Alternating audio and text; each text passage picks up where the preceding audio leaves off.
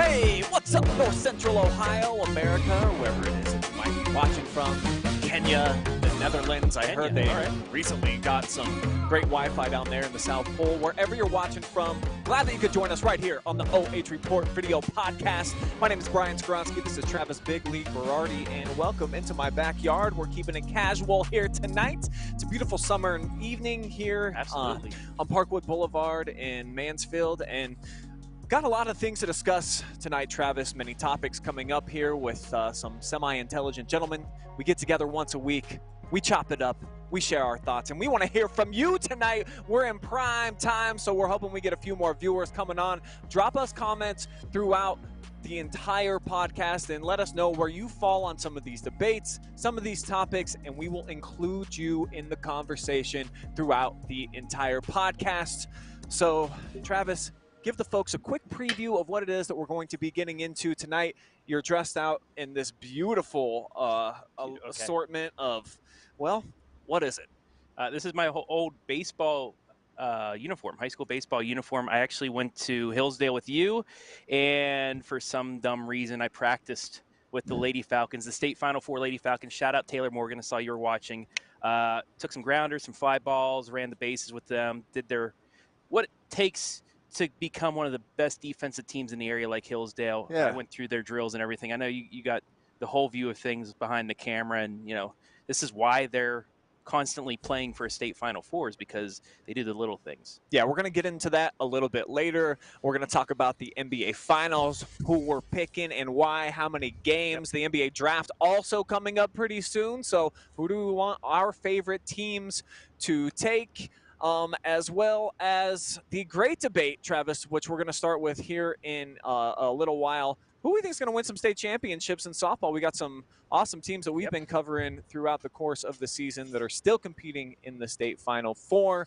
And the gentleman here to break it down with us, of course, as always, who are we going to start with? Let's see what's up to Hayden Gray first. How's the string bean? Living that gluten-free lifestyle, buddy. What's up?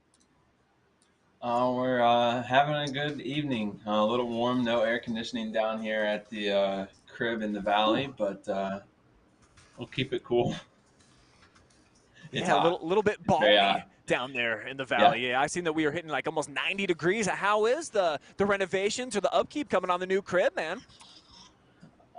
Pretty good. You know, just trying to set up one day at a time here in the future home office, which you're not missing anything by not seeing because it's all just walls right now. But one day at a time. Oh, so it's all just walls. I wonder what he's going to add that's going to make it something different in the future. We'll have that coming up on future episodes, of course. Out back here, we have my beautiful gardening. This was my very first ever green thumb activity. I raked out this little area and I planted these 3 things 12 years ago, Travis. They are still growing today. So I'm very proud of these 3 little bushes, trees, whatever you want to call them. You brought me a shrubbery. I did. All right, who else is out there? Is that a Storm Blunchley I see hanging out in Ashland, Ohio, the home world headquarters of nice people? I think Storm is one of them.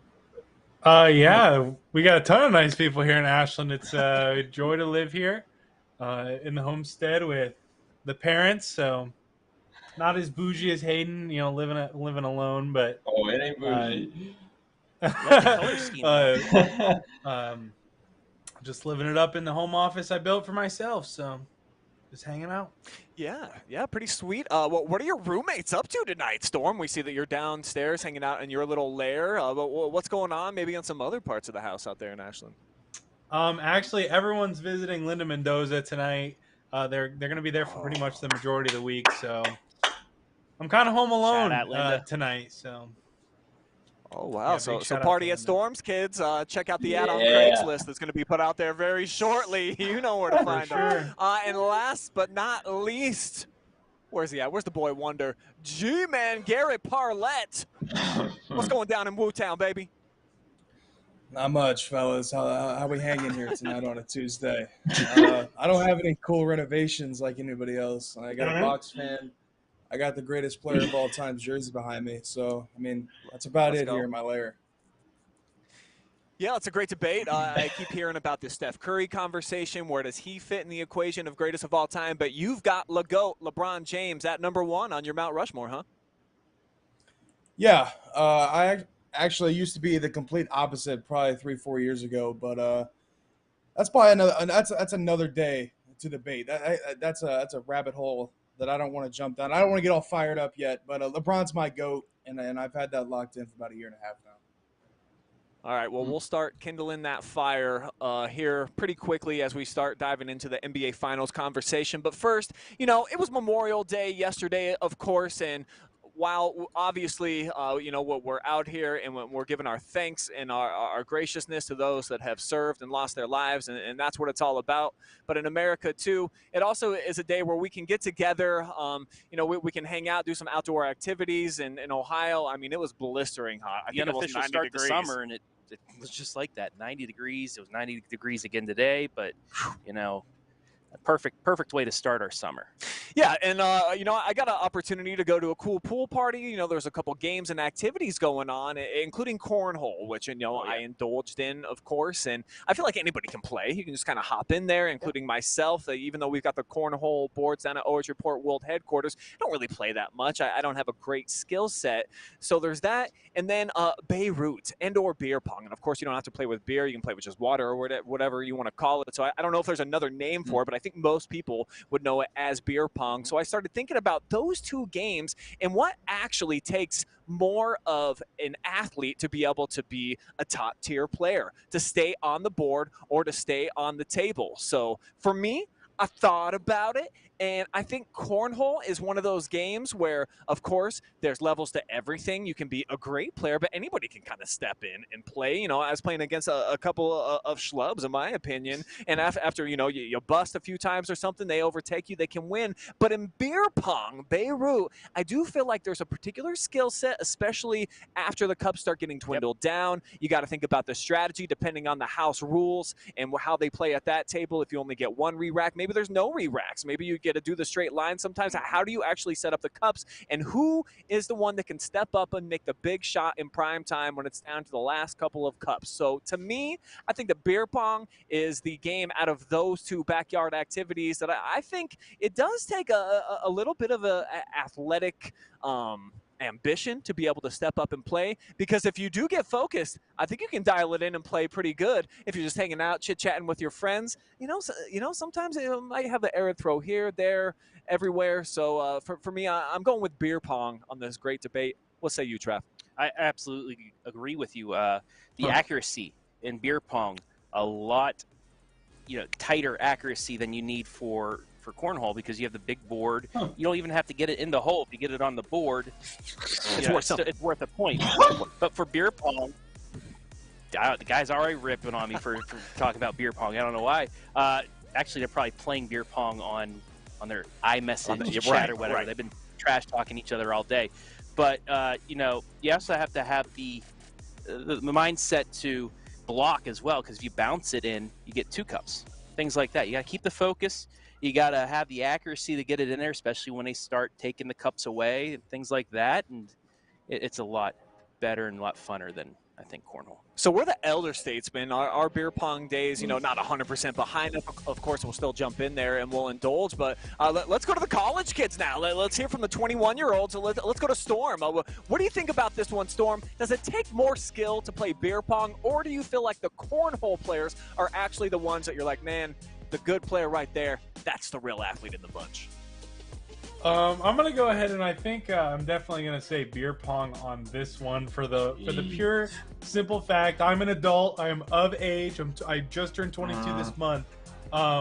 When I play beer pong, I am inebriated more often than when I play cornhole. So I think not there.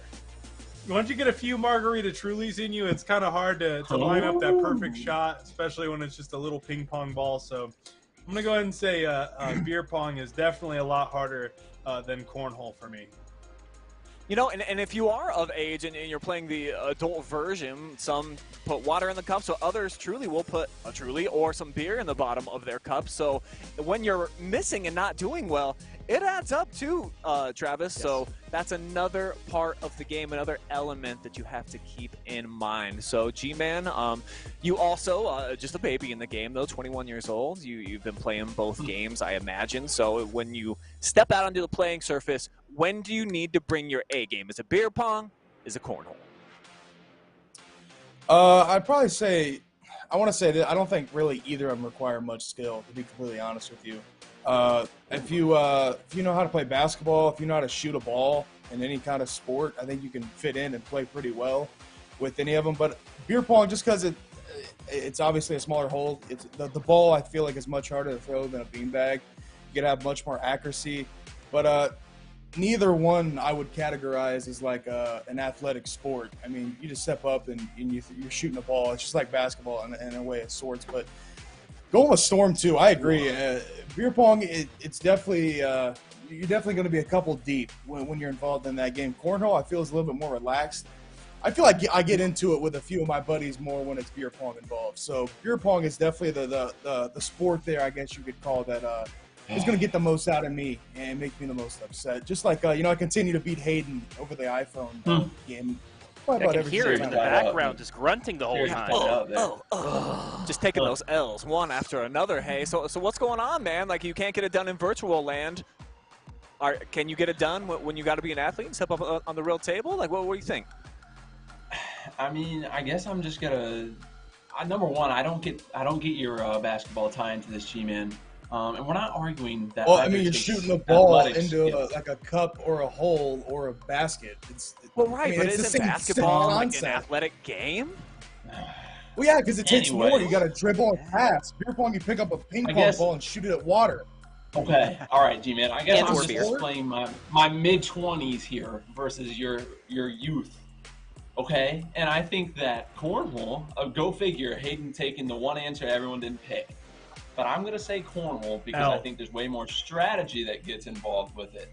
Strategic? Scoring is there's way more strategy that goes into the scoring. You get in some rough situations. I mean, if you're trying to win and that hole is blocked off, I mean, in beer pong, no one's blocking the cup. The only risk is if you swat it, and that's only if you bounce it, depending on the rules. They are blocking the cup. You are playing with the right players, Hayden. They can block the cup. They definitely only if they bounce it, like Hayden said, though. Not just on a shot, though. You can't just swat. No, only when it's bounced. No. But you can hold your hand over the cup. Yeah, before they bounce throw. It, that's getting swatted into the 10th row. If it hits your hand, it's a foul, isn't it? Right. Yeah. Like, you can hold your hand over it, but once they throw you can hold your hand over it and just not hit the ball. Yeah. So, I mean, that's still the same sense. It's not like someone swatting the cornhole bag out of the air. It's the same concept. It should have been beer pong or darts. That's what the debate should have been.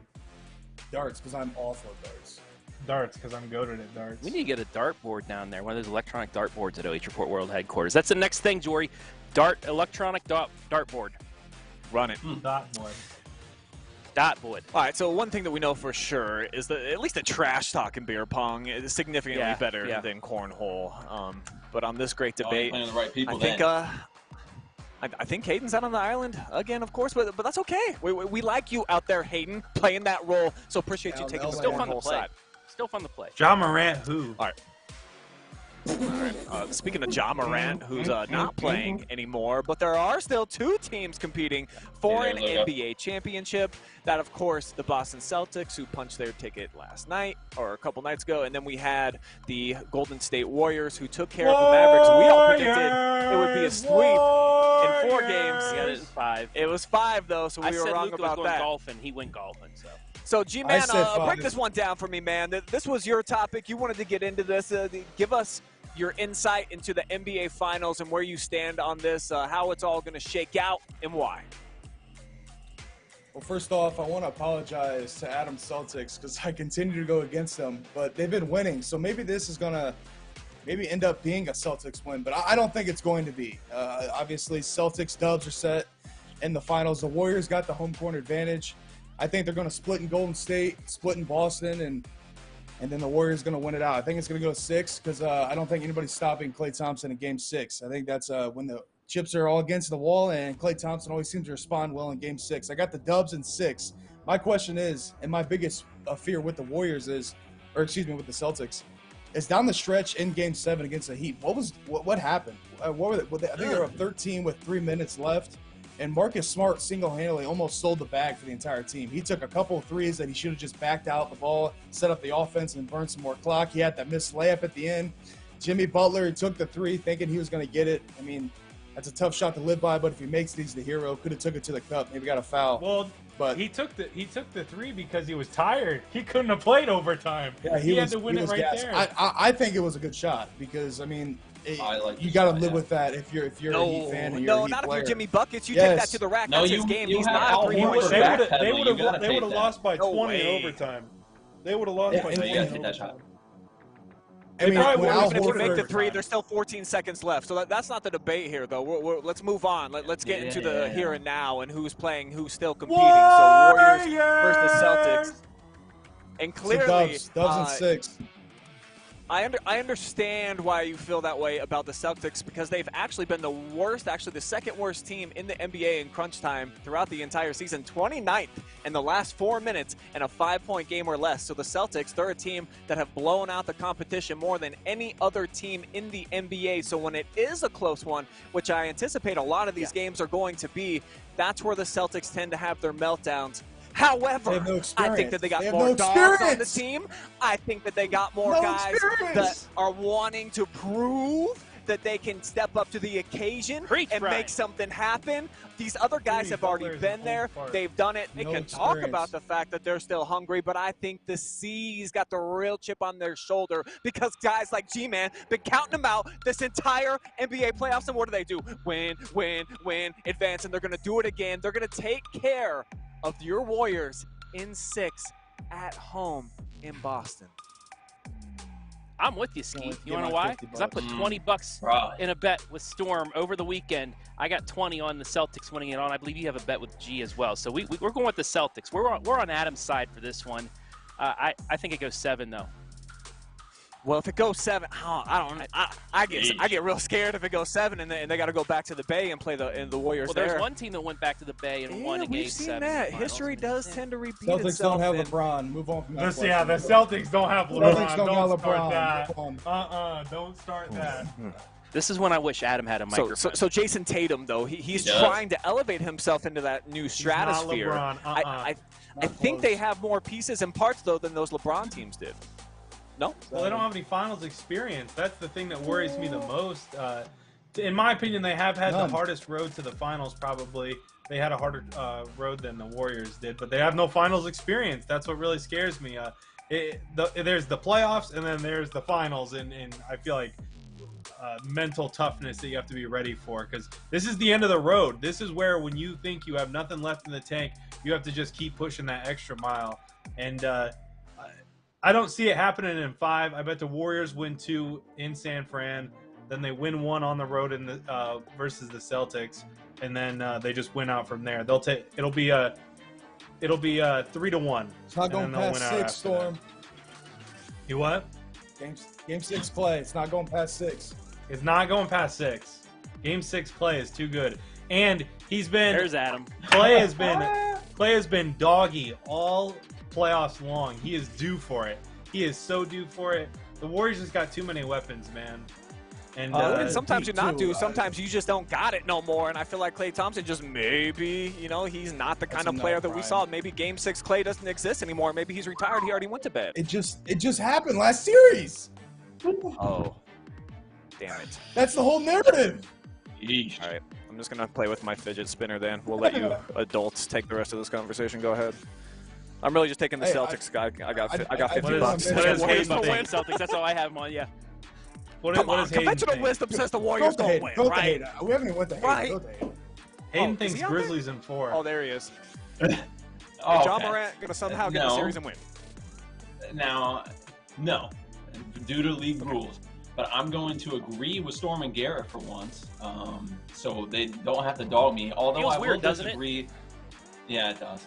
I will disagree with the fact that the Celtics are not going to win the series due to experience. I hate that argument because Steph Curry once never had any playoff experience, never had any finals experience. You have to get there to get the experience. So I hate that circular argument. But the Warriors are taking this home in 5. I'm sorry. Just in the two ultimate Haydens back showdown. there. Yeah, no, the Warriors are taking it home in 5. I apologize. You don't got money riding on it either, so yeah. Go Right. Celtics. No. Celtic pride. That's right, baby. We rolling I with was the told sea. Travis's latest That's what bandwagon Cavs. team. All right. They're supposed to get Facts. swept by the Cavs, but they didn't, so now I'm rooting for them. Well, for the teams not playing in the finals, there's some more exciting stuff coming up. Of course, the NBA draft. Storm, this is your realm, baby. What are you looking at? What are you wanting to happen in these NBA drafts for your team? Of course, we all know that you're a Pistons fan. Tell us more. Yeah, so first off, I want to say get rid of the lottery. Get rid of the draft lottery. It's horrible. It's Facts. awful.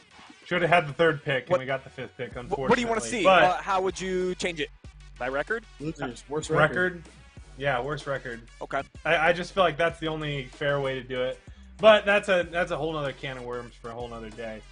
So we're picking 5th. Unfortunately, that's just how things shook out.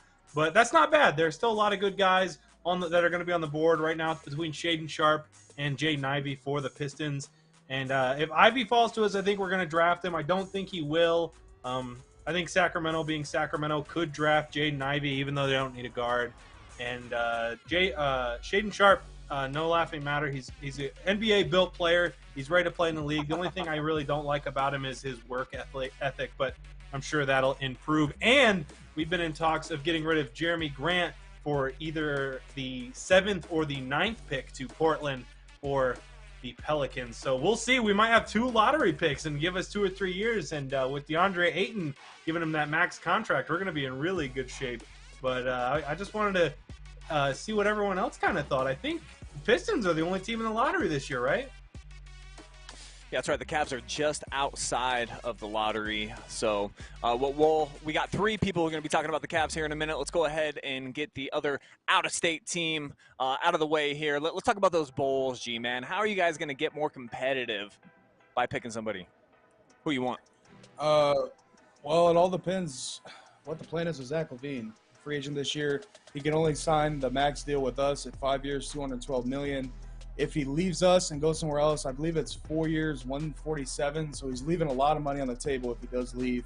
But there's rumors swirling around that he wants to go to the Lakers. Mavs are another team that are pursuing him. So it depends what they do there. If he walks and he has the intent to walk, I think they possibly have to trade that pick and try to go get somebody else and go get another star to help DeMar DeRozan, because they've been building this team for years, and then for just having to leave the year that we're good is pretty disappointing if that's a true statement. So I think if he stays, they stay and pick like maybe a forward or center from Duke, Mark Williams. I've seen a couple of times, and as well as a Memphis big man. So I think they're going to get some help down low to help out Nikola Vucevic, because he was absolutely terrible in the playoffs, could not guard Giannis. But I mean, who really can? So I don't know if I can fault him for that, but it all just depends how Zach LaVine, what he does. Because if he leaves, I mean, I really don't know what's going to happen. It might be rebuild mode, which is pretty sad. Now, is Zach LaVine eligible for the Supermax, or can he only get a max? No, he can only get a max. He didn't make an All-NBA team this year.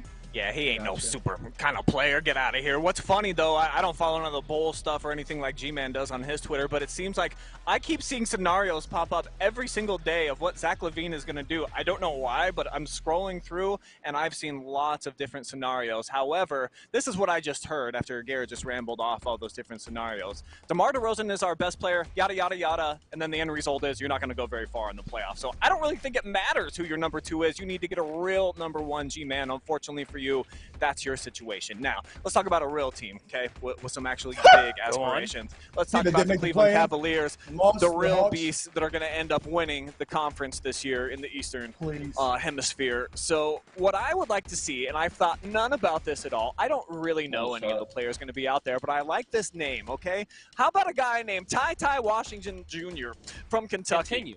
I would like a guy named Ty on the team. Why? Because we already have 4 point guards. Why not make it a 5th so that we can do a 5-guard rotation around the perimeter? Who's going to be our primary ball handler? You're never going to know. Could it be a guy named Ty at times? It could. That's what I'd like to see, because I don't know anybody else that's in the draft. I haven't thought about this for 2 milliseconds, but if we could have that many different point guards, I think it'd be fun. They might bully us on the inside, but we're going to get them on the perimeter. Where and when did you find this name? 5 minutes ago before the show when I ran a quick Google search when I saw this was going to be a topic, but that's neither here nor there. The Cavaliers, why not take another point guard, right? We only got 4 of them. I mean, you used to have a coach that coached five out, 5 guards, and John Beeline, but you threw him to the trash, so who's going to coach that type of deal? Probably the coach we got right now. Yeah, all right, Trav, what do you want to see the Cavs do?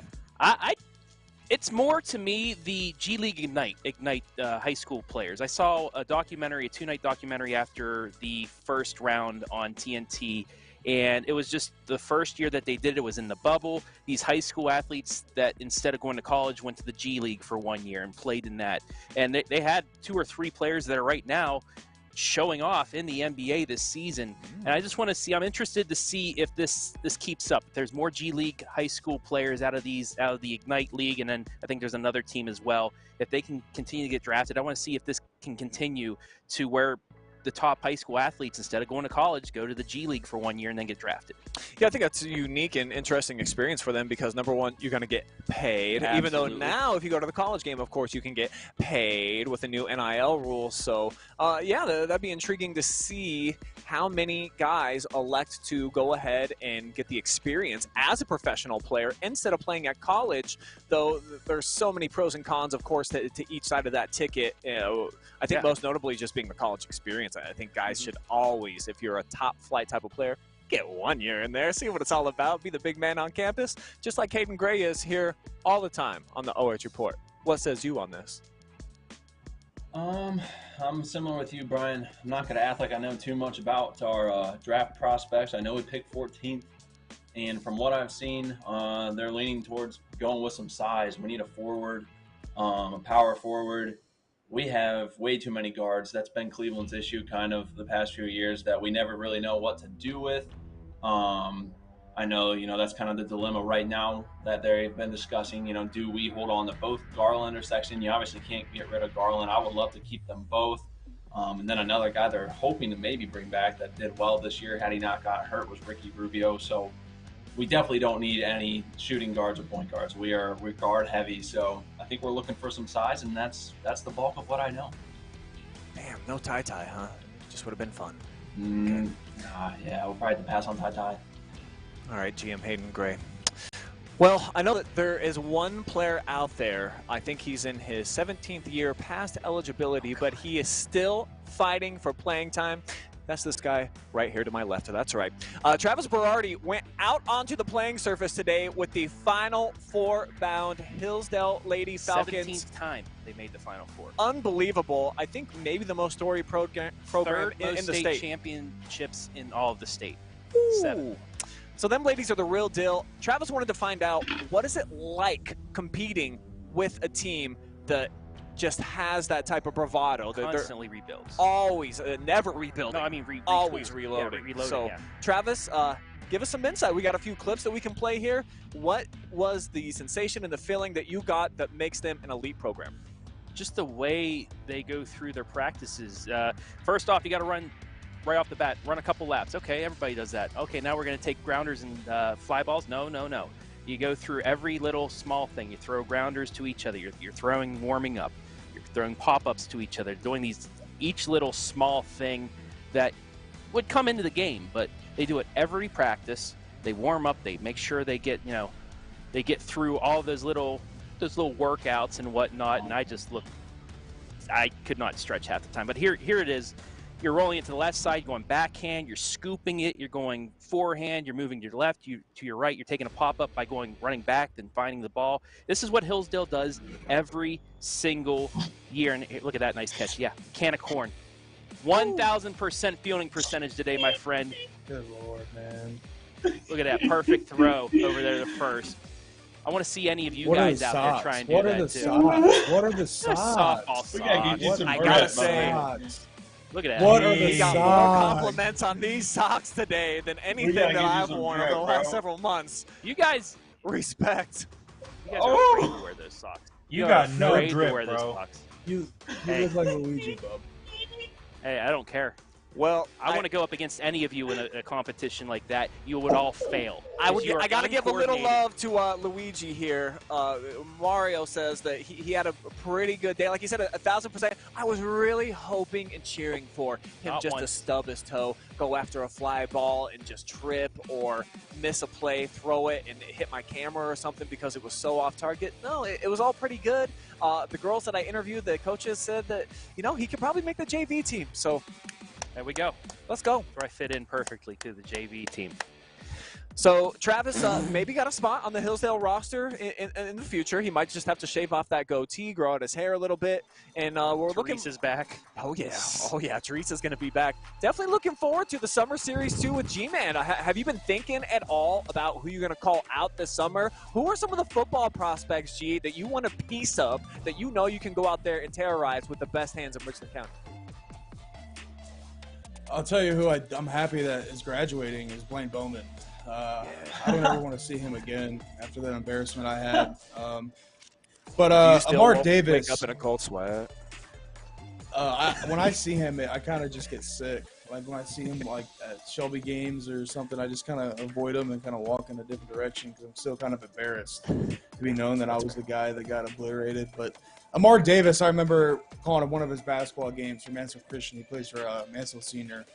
He said that he wanted me. So he's probably number one. I haven't put too much thought into it. I know Addison Raymer from Crestview is probably another guy I want to get in contact with and see if we can set something up. And I'm trying to think of a coach's challenge because I really want to get Steve Haverdale involved in something. But I haven't thought of what I want to do yet. So I guess just stay tuned. Well, when I get out there on the football playing surfaces, at least during the summer, guys, I was thinking about wearing this bucket hat. I wanted to get your guys' opinion about just what this looks like and what you think about the fashion. Look at this picture. That's a total Yeah, coach's they're move. good. Yep. They're good for Yep. football. That is a coach. They're That good. looks like that's a That's a Chokey Bradley perfect- move right there. Yep. That's a Yep. perfect football bucket hat. Blend in a little bit in football. Okay. All right, I'll keep it on my lid here for our final topic of the night. Travis, we'll let you set this one up.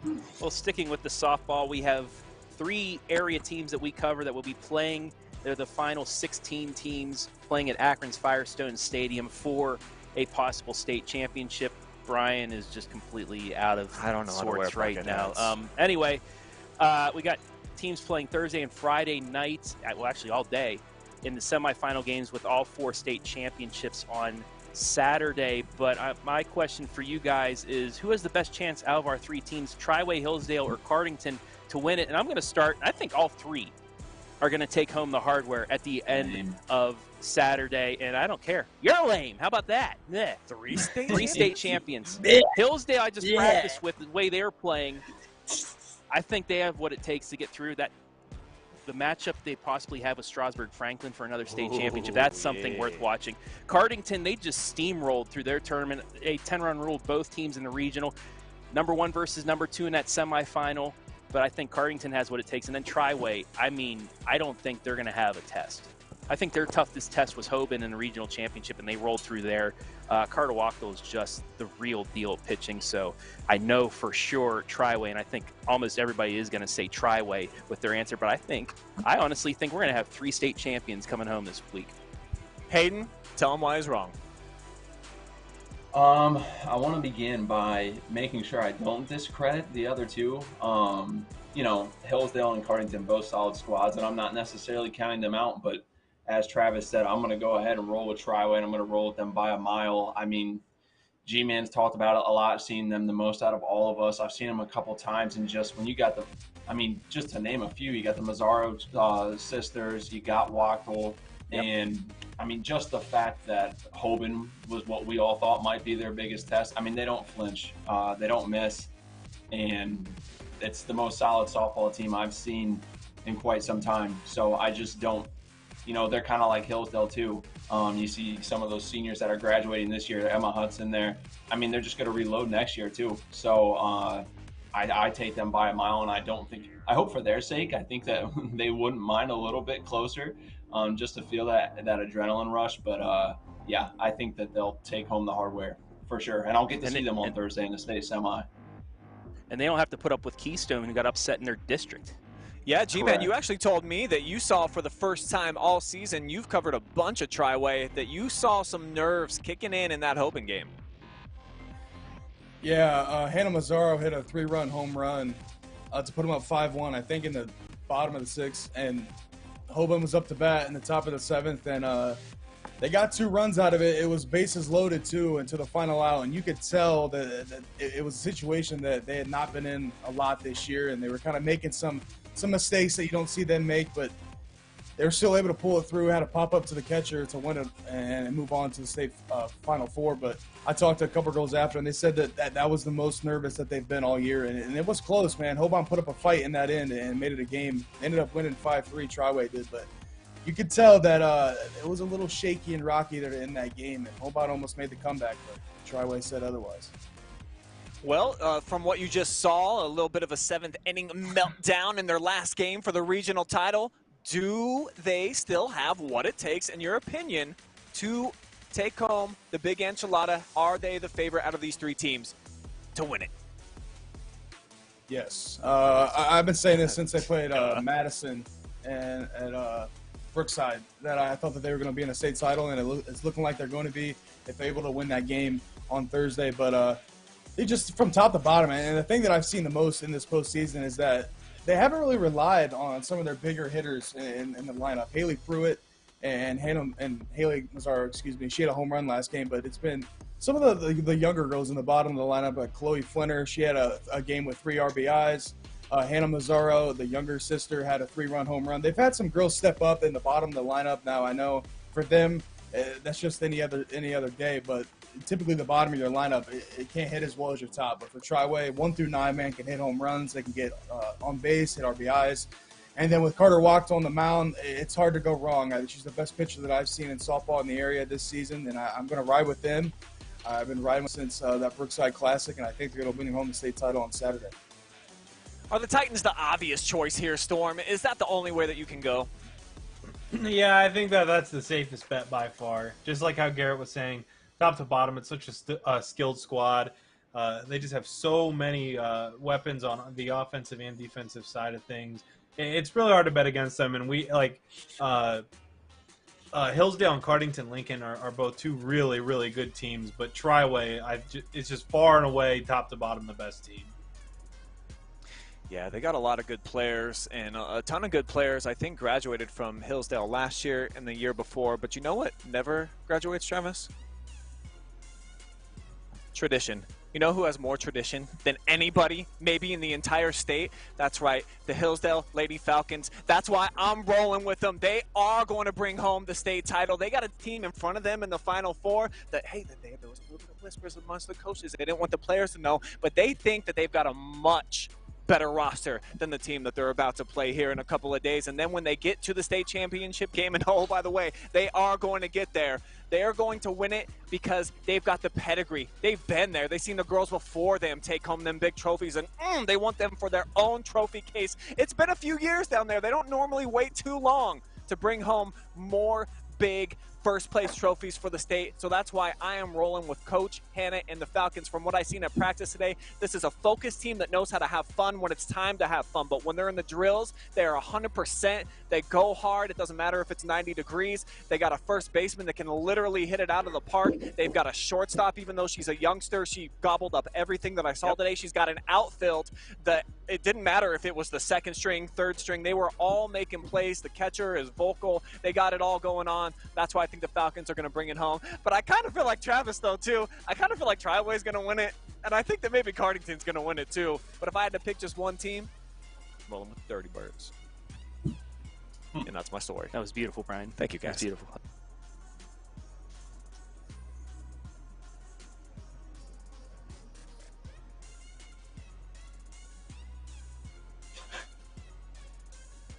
Bye, Brian Yeah. and Travis. Guess I get to close up the podcast tonight, boys. Close it, Storm. Thanks for hanging out with us tonight, guys, on the OH.Report video podcast. It's been a lot of fun. Unfortunately, Brian and Travis are having some audio issues, but Tuesday night, let us know what you guys think. It's a little bit of a different time slot, so maybe more OH.Report after dark. So we'll catch you guys on the flip side. See you guys later. Bye, guys.